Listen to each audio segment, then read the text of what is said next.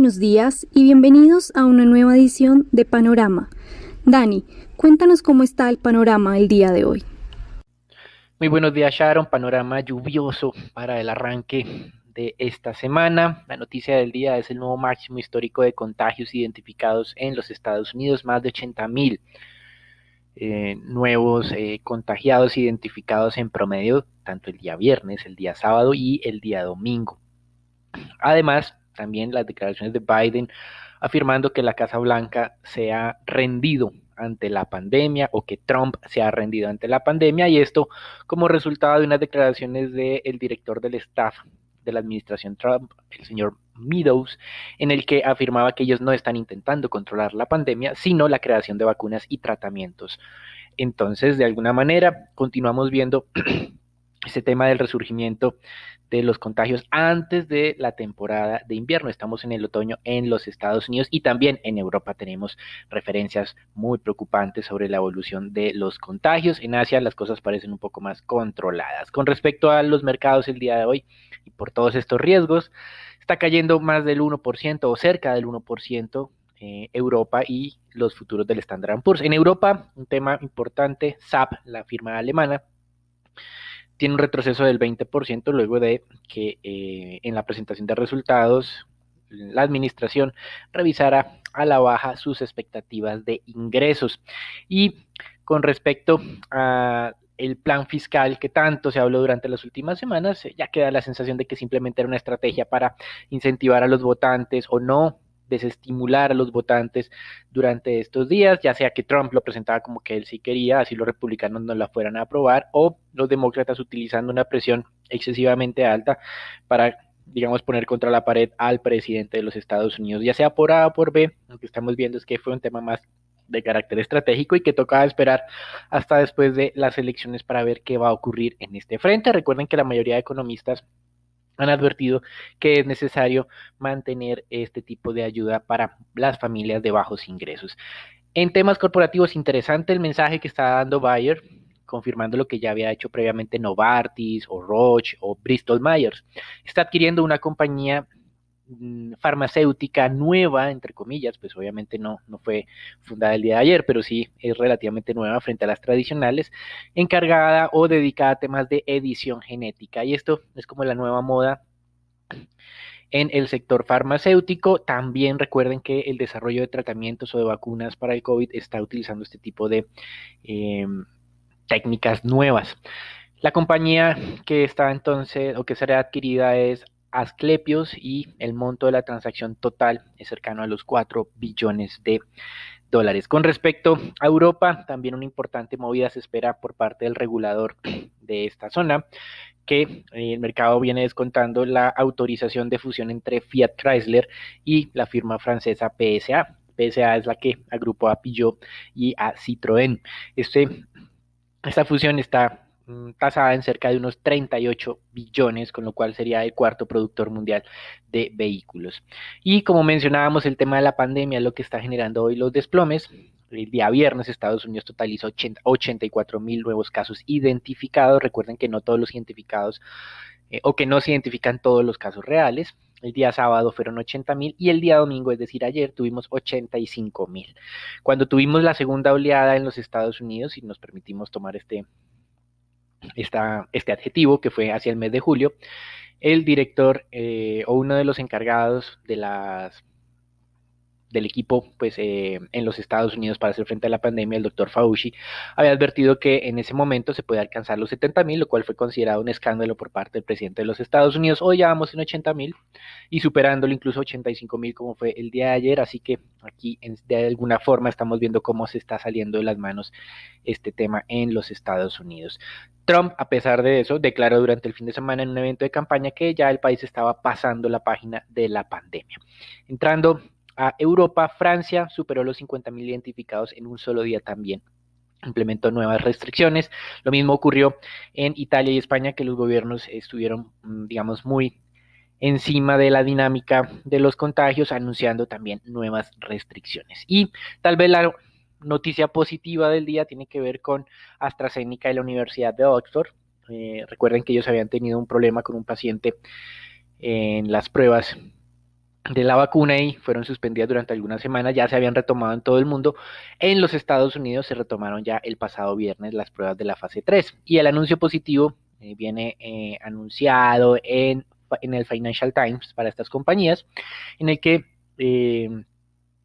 se estaba afirmando que con los ensayos clínicos que se estaban realizando en otras partes del mundo, no en Estados Unidos, ya se había identificado que no solamente los adultos jóvenes, sino también los adultos mayores estaban generando una respuesta inmunológica, que era lo que estaban esperando, digamos, de alguna manera con su vacuna, pero también o adicionalmente que los efectos colaterales eran pocos en estos adultos mayores. Así que interesante ver cómo el gobierno británico al mismo tiempo anunciaba que esperaba poder realizar una vacunación masiva, no como Trump a partir del 4 de noviembre, sino en la primera mitad del año 2021, cuando esperaban ya tener digamos, las aprobaciones de emergencia respectivas. Y obviamente tener un poco más de información para hacer un proceso de vacunación un poco más seguro. Mientras tanto, en Estados Unidos, Johnson Johnson también en contravía de lo que el presidente actual prometió, dice que solo hasta el 2021 podrá empezar a realizar algunas labores de vacunación. En divisas, todos estos riesgos está generando valorización del dólar, casi que de manera generalizada. Hay unas pocas excepciones, o había hasta hace unos momentos unas pocas excepciones en este que tiene que ver con la libra esterlina. Se estaba valorizando solamente 0.1%, ya no lo está haciendo. ¿Por qué se valorizaba la libra? Porque estaban extendiendo el plazo de negociaciones del Brexit para el miércoles. En este momento ya no es así, la libra esterlina también está cayendo. El euro cae cerca del 0.4%, el yen japonés cae cerca del 0.3%.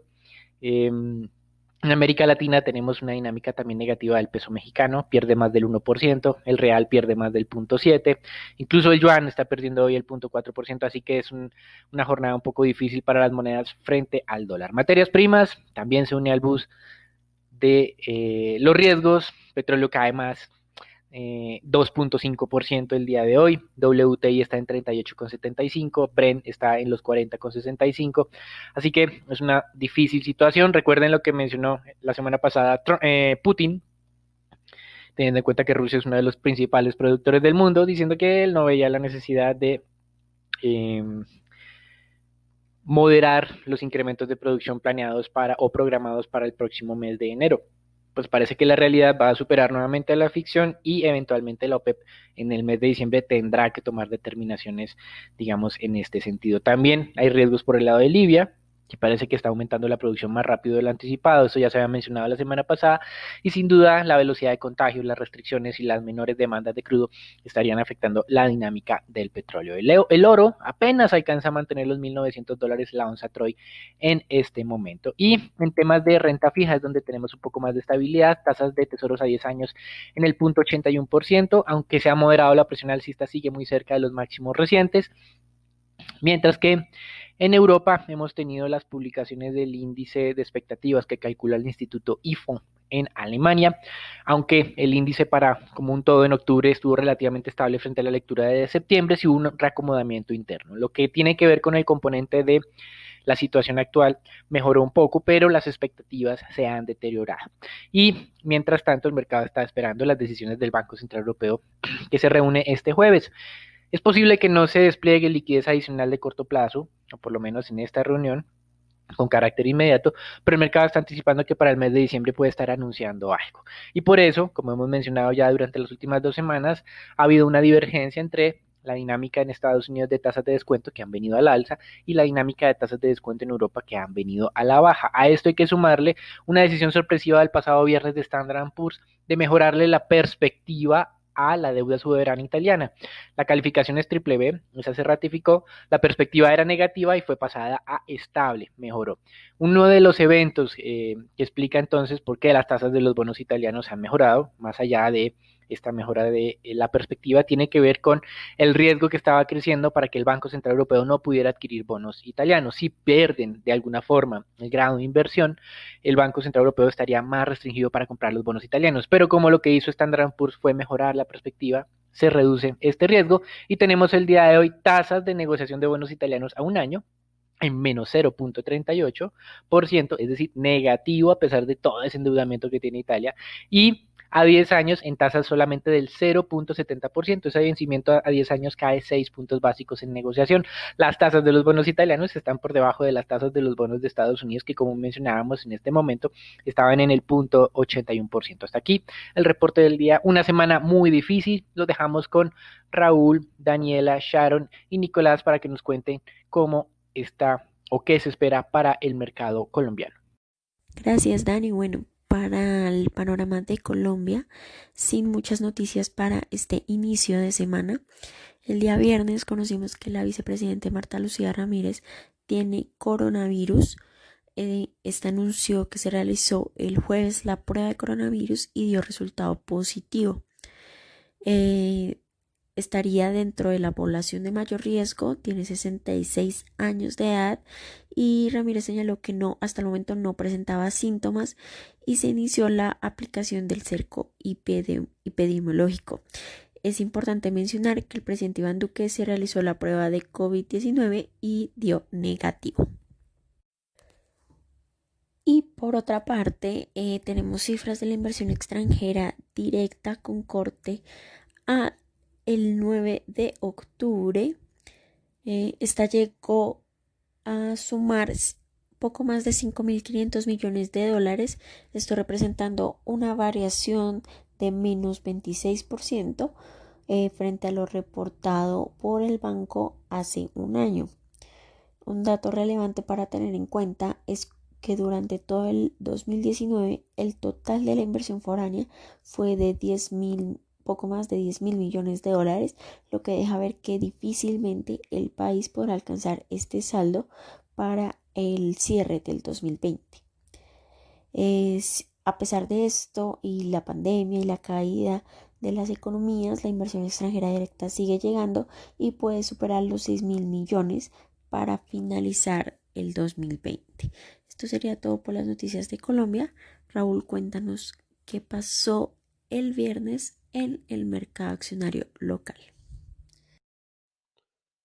Gracias, Dani. Por parte del mercado accionario local, el Colcap en la jornada del día viernes se mantuvo estable ante la tendencia de la semana de muy bajos volúmenes negociados, profundizados el viernes por las fallas tecnológicas de los sistemas de negociación durante la jornada.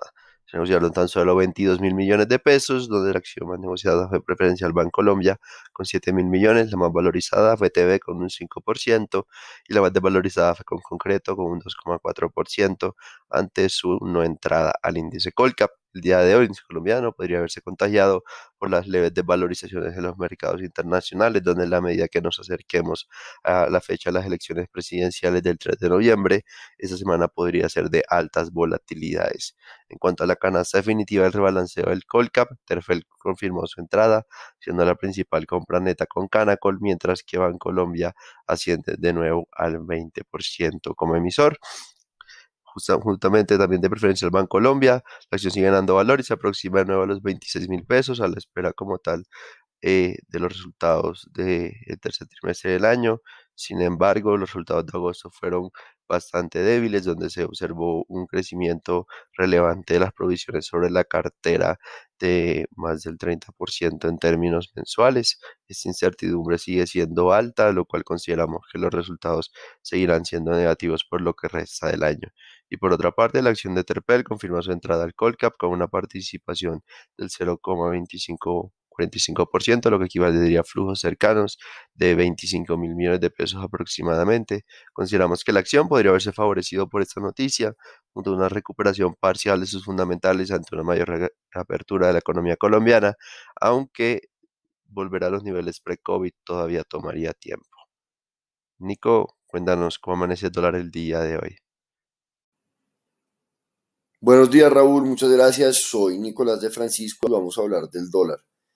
Para el día viernes el volumen transado fue de 678 millones de dólares, una reducción superior al 20% con respecto al jueves de la semana pasada. La tasa de cierre fue de 3.789 pesos, donde el peso colombiano se devaluó en 13 puntos básicos con respecto a su par estadounidense. El precio medio durante esa jornada fue de 3.781 pesos con 40 centavos, el mínimo alcanzado de 3.770 pesos y el máximo de 3.793 pesos con 49 centavos.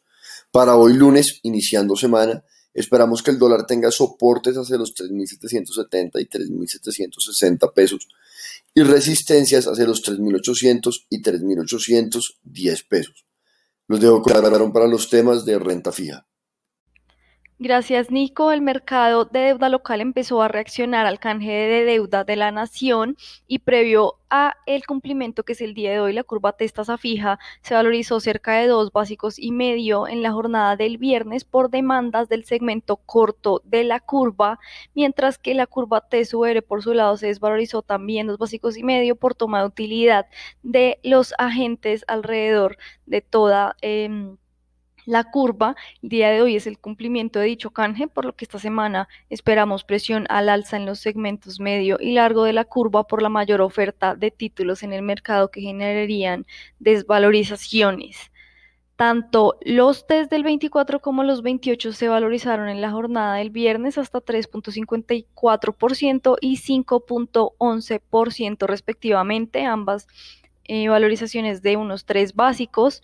Por el lado de deuda corporativa no se presentaron negociaciones a través del sistema transaccional y solo se negociaron 248.000 millones por registro, esto debido a los inconvenientes técnicos presentados por la BBC a comienzo de la jornada, y lo más transado se continúa concentrando en tasa fija del 21 e IPC del 22. El día de mañana, Grupo Bolívar buscará 1 billón de pesos en bonos ordinarios AAA en el mercado local, en 3 series, IPC a 5 años, IPC a 10 años y VR a 25 años. Las 3 referencias bastante llamativas para diversificación del portafolio.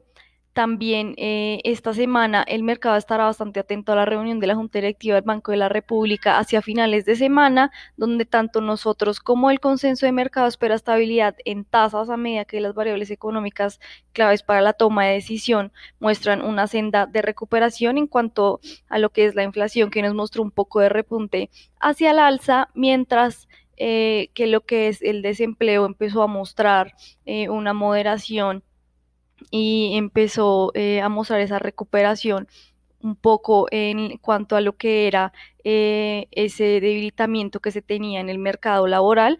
Por el lado de la otra variable importante para la toma de decisión, que es la actividad económica, sí vimos que tuvo algo de retroceso, pero pues recordemos que esto fue durante el mes de agosto el dato que conocimos. Ya para septiembre se esperaría un poco más de reactivación por este lado, por lo que no esperamos que entonces el banco le dé un impulso adicional a la economía, a pesar de que nos mantenemos en esa idea de que el banco debió haber actuado más fuerte hacia principios de toda la crisis económica y que aún la economía requiere de impulsos adicionales. También el viernes conoceremos el dato de desempleo del mes de septiembre, que ya se espera refleje entonces esa reactivación económica total que se empezó a dar desde este mes en general en todo el país. Así concluimos nuestro panorama lluvioso de la jornada de hoy. Gracias por escucharnos y los esperamos mañana en una nueva edición.